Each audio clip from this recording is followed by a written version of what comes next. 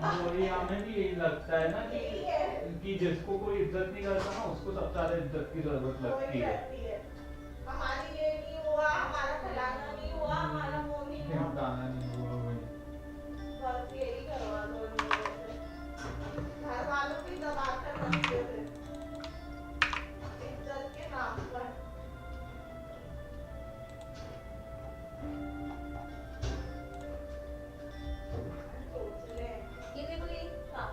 Design Twitter. Before we get started, I do want to mention Twitter has been quite a popular topic recently, especially the underlying infrastructure and design. But keep in mind that in a real interview, your design does not have to exactly match the product. That's not what it's about at all. It's about discussing the trade-offs and kind of demonstrating your knowledge of being able to weigh the pros and cons of an approach. And of course, there's many similar products to Twitter. There really isn't any one correct approach. So we don't have to actually replicate the real Twitter design, unless of course you're interviewing at Twitter. In that case, you might have to because they recently fired everyone, so they need people to know how it works. So let's start with the background. We know that Twitter is a social network first and foremost, where some people can follow other people, and that relationship can be mutual. This person can also follow the other person, but some people might end up with more followers than others, right? So assume that one person is really popular and everybody wants to read all of their tweets, but most people on Twitter probably aren't actually tweeting very often. Most people don't actually have many followers, including myself. I'm mentioning this because it kind of hints that this is going to be a very read heavy system. And of course on Twitter, the whole point is that people can create tweets. So on a particular tweet, you have a person, like this is their profile picture and their username, and then the actual content of the tweet. It can have some text, it can have some images, and it can have a video. There's a lot of things you can do to interact with a tweet. Of course, you can like the tweet, you can do a retweet, you can follow the person who actually made the tweet or unfollow them. Recently, you can even edit tweets now, but this is just to give you a general idea of what kind of functionality you might want to clarify with your interviewer. So now actually digging into the functional requirements. Twitter is very, very large. Of course, we can't design every little piece of functionality in a 45-minute interview. So what exactly do we want to spend most of our time on, and what parts can we just kind of hand wave and dismiss and just briefly discuss? Let's say the first feature, the priority feature, is that we want to be able to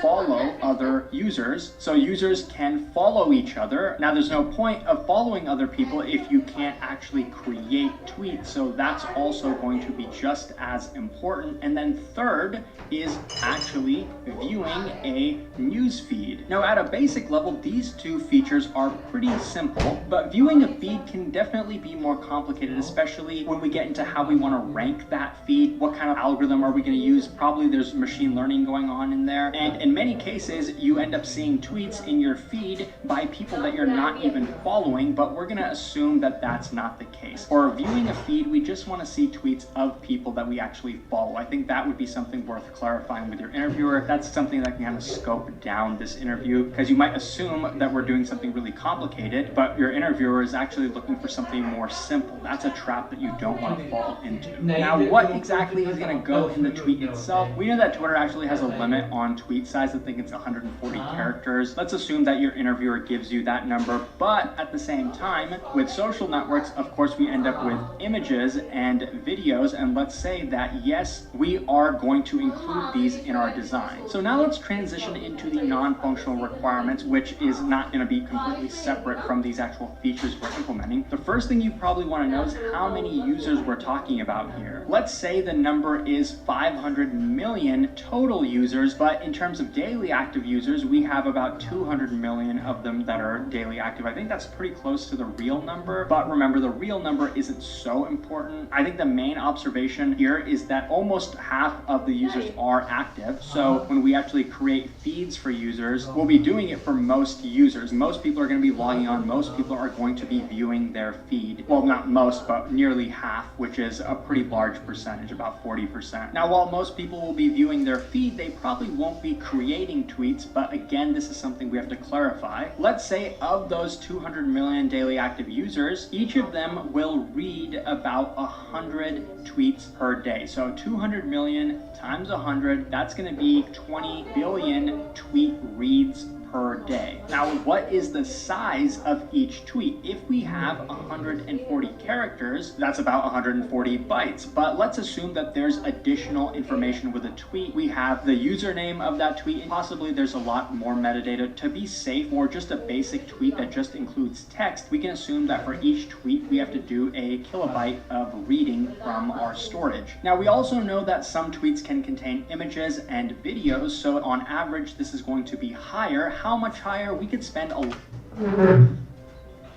lot of time digging into the math. You could ask your interviewer a bunch of questions, but most likely this is not what they want you to spend time on. Let's just average this up to a megabyte, because maybe videos on average are 10 megabytes if they're a bit longer, which I don't know what the limit is for a video length on Twitter, but it could be reasonably high. But we also know that few tweets are going to actually have this, so we average it down to this because most tweets are going to be about a kilobyte, let's say. So let's say a megabyte for each tweet. So how much data are we going to be reading? If it's 20 billion tweets, a megabyte for each tweet, that is quite a lot of data. So if each tweet was just 1 byte, 20 billion, that's going to be 20 gigabytes. But now we're actually multiplying this by a megabyte, which is 1,000,000. So multiply this by 1,000, we get 20 terabytes, but we have to multiply it by 1,000 again because that's, what 1,000,000 is, and then we get to 20 petabytes. So overall, we're going to be reading 20 petabytes of data per day. Now, it's no surprise to us that this is going to be a read-heavy system. This is kind of hinting to us what type of storage solution should we use. We probably don't need to be strongly consistent. Eventual consistency is enough. And that brings us to how much are we going to be writing per day? How many tweets are we going to be creating per day? Well, we have 200 million daily active users. So let's say a reasonable number is 50 million tweets created per day. Most people aren't going to be creating tweets, but maybe some people create 10 tweets per day. So this is a decent number, but you're not going to be guessing this. Your interviewer should be giving you something reasonable. Now, we could go through the rest of the math with this number, and I can show you that we're going to be writing much less than 20 petabytes of data per day, especially if we don't include the images and videos, which we're probably not going to be directly storing in a database. But the main thing here to realize is that yes, we're going to be writing much less than we're reading, so that's how we want to optimize our design. And let's say that the average user follows about 100 people, so 100 follows per person, but of course there can be power users who have 1,000 or 10,000 people that they follow. But the more important consideration here is,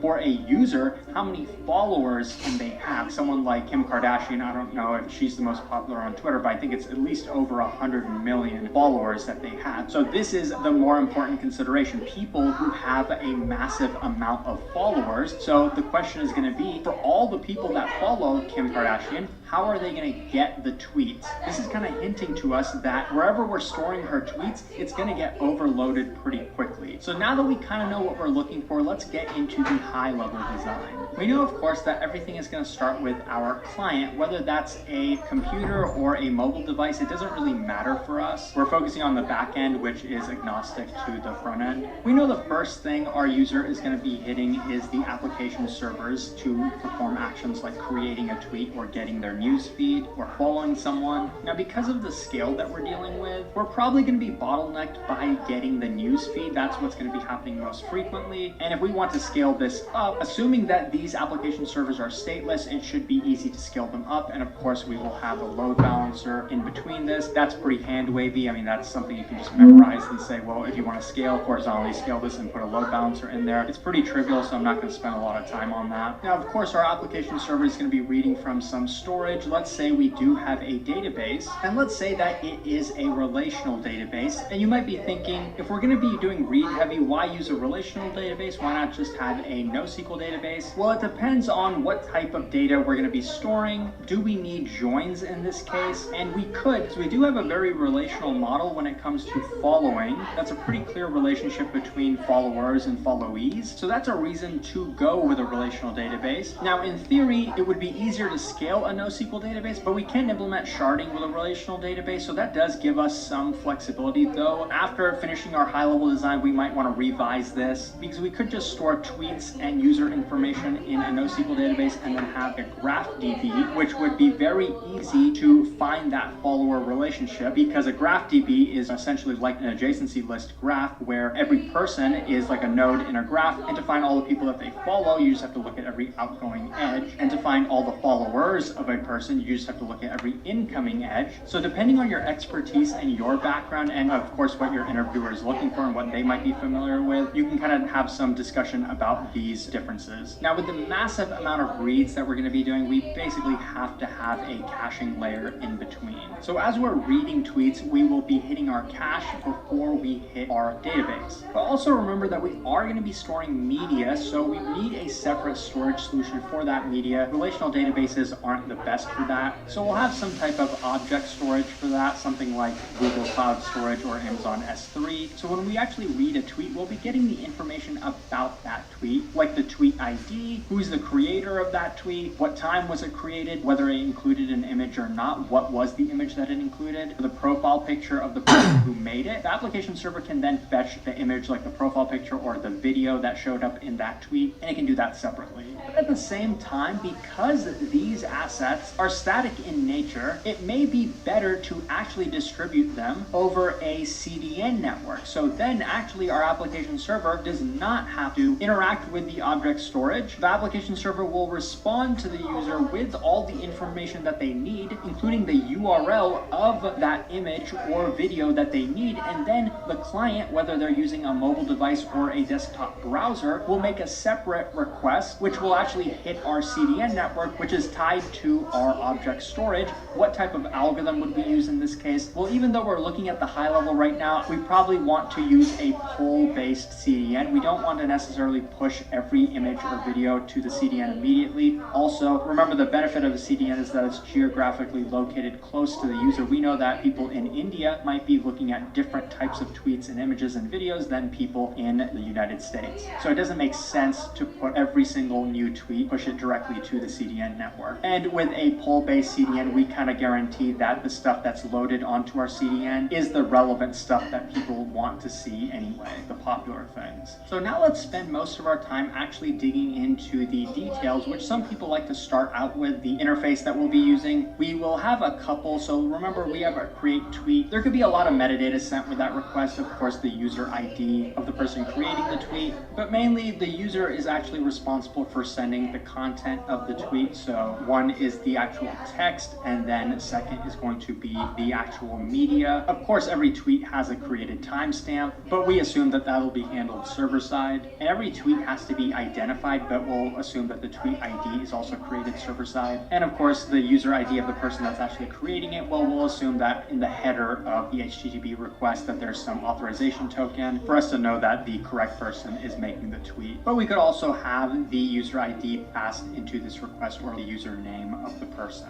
And next, of course, we have getting the actual feed, and that really doesn't need any information at all. That's a very basic read request. We don't need to send additional data that we're going to be actually storing. Get feed should just pass in the user ID so that we know which person's feed are we getting. But at the same time, I should not be able to pass in your user ID, even if I know it, to get your user feed. There's nothing that can go super wrong with that, but it shouldn't be allowed, and that would be handled by the HTTP header. We know that there's actual authentication going on in this system. It's just that we're not focusing on that. We're focusing on the actual Twitter design. Authentication happens with pretty much every application. And we also have the follow interaction. So a user can follow another person. They'll pass in their user ID and maybe the username of the person that they're trying to follow. So these are the three main interactions. Now, how are we actually going to be storing this data? In particular, we're going to be storing two things. The actual tweets. So assuming we have a relational database, we'll have a table of tweets, and we'll also have a table of follows. So the follow relationship is pretty simple. You have the followee, the person who's following the other person. That's going to be a string, and we'll have another, the actual follower. I think I misspoke when I was describing followee. So the follower is the person that's following the followee. The followee is the one that's being followed. Now, assuming that this is a table, and remember, for a user, we want to get all the tweets of people that this person follows. So they're the follower, and they want all the tweets of their followees. How would we index this table? We'd probably want to index based on the follower, because then all records in that table will be grouped together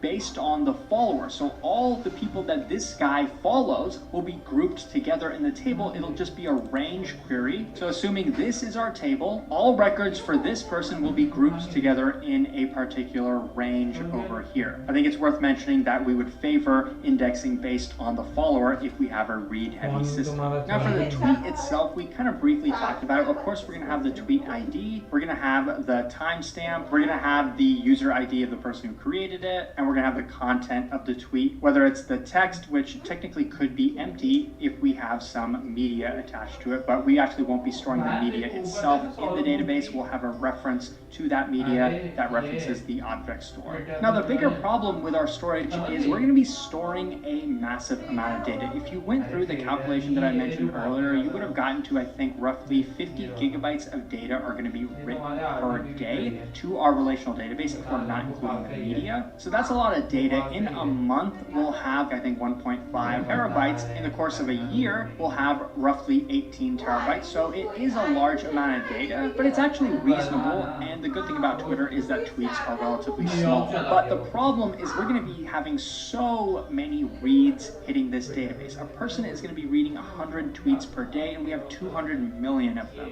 So the first approach and the obvious thing to do is to have read-only replicas of this database. If reads are the bottleneck, it's not hard to just add additional database instances. Now the problem will be when a user actually creates a tweet, if we have single leader replication, all those writes are going to be hitting a single database. And remember, if we have 50 million writes per day, you divide that by 100,000, which is roughly the amount of seconds in a day, we get 500 writes per second. Well, probably even more than that, but at the same time, there's going to be moments where we have traffic. This is the average, but peak could be much higher. I mean, peak could be even 10 times this amount, depending on what's going on. Maybe Elon Musk does something crazy. So ideally, we should be able to scale our writes as well, and the obvious way to do this is by using sharding. But the question is, how are we going to be implementing this sharding? Before we get into that, I forgot to mention, if we do have read-only replicas, it's okay if a single instance gets the writes and then asynchronously populates the read-only replicas with the data, because in the case that a user ends up hitting one of the replicas and gets some stale data, it's okay if it takes 5 seconds after a tweet is created before a user actually gets that tweet, or it might even take 20 seconds. That wouldn't be ideal, but it's not the end of the world with something like Twitter. Now the question is, how are we actually going to be sharding this? What type of shard key are we going to be using? I think the most obvious and easy way would be to do it based on user ID, because that's kind of the whole point of our design, the way we scoped it out. A user only cares about a subset of users. They don't care about every user. It doesn't make a lot of sense to do it based on tweet ID, because what we want is to break up our database into pieces, and we want a particular user to ideally only have to hit one of these pieces. With the logic of our system, especially the shard logic, a user should know which people they follow, and then we can route the request to the appropriate shards that contain the tweets of the people that they follow. And we'll know that because we can use our shard key to determine that. But if we break up the tweets based on tweet ID, we actually don't know which shard contains the tweets of the people that they follow. So we have to query all the shards. That kind of defeats the purpose. So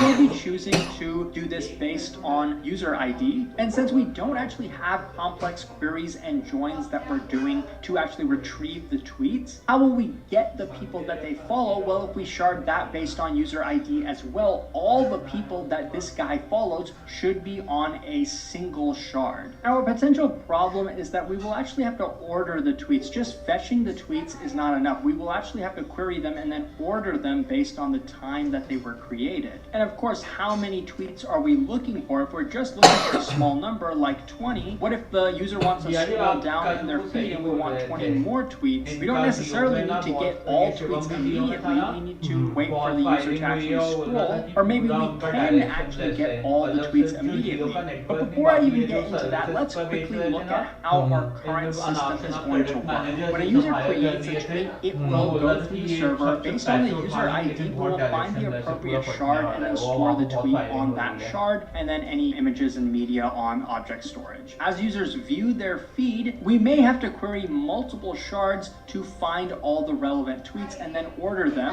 and then send them back to the user. That could definitely be very slow. That's clearly the bottleneck here. Now we do have a caching layer, and in theory, the most popular tweets will be stored already on this caching layer. And if they're not, then we can have some type of LRU algorithm working here because we care about the most recent tweets. Most likely people aren't going to be viewing tweets from a year ago, even if they had like 1 billion views. After a while, people get tired of them. LRU might be better here. And in theory, caching should definitely help us lower the latency. But remember, different people will have different tweets. We definitely can't guarantee that all 20 tweets that this person wants to see are already going to be cached. What if 19 of them are already cached, and then that last one tweet, we still have to go and read disk to get that tweet, and while you're scrolling, maybe all your tweets are loaded, but one tweet in the middle is taking a few extra seconds. That's not a great user experience. So the problem we're running into is not really scalability, it's latency, and caching helps with that, and sharding also helps with that. That's kind of the point of sharding. With read-only replicas, we're able to handle scale, but as we break up the data into smaller chunks, then we can also lower latency because we're going to be querying a smaller amount of data, but we still may have to query multiple shards. To get this latency even lower, we can get pretty creative, and we can actually generate the news feed of users asynchronously, and we would do that for every single user in theory, because we know a large amount of the users, 200 million out of 500 million, are actually active. It makes sense to generate the news feed for all of them, even if 60% of them aren't going to actually view it. It's not a ton of wasted work. And we could also tune it such that we only regenerate the news feed for people that are actually active within the last 30 days. Now, at a very high level, what we can do is have some kind of message queue or pub/sub system, which will take every new tweet that is created, will also not just be written to the database, but it will be sent from the app servers to the pub/sub queue. And this queue will feed into a cluster, something like a Spark cluster, but the point is that these workers will in